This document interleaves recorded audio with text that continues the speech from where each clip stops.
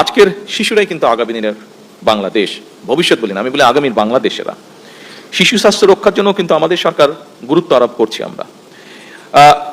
বেশ কিছু বিল্ডিং তৈরি হয়েছিল বরিশালে, রাজশাহীতে 200 শয্যা বিশিষ্ট হাসপাতাল, শিশু হাসপাতাল তৈরি হয়েছিল। এর বাইরেও তৈরি হয়েছিল মোট 5টি শিশু হাসপাতাল, সারা বাংলাদেশে 5টা শিশু হাসপাতাল।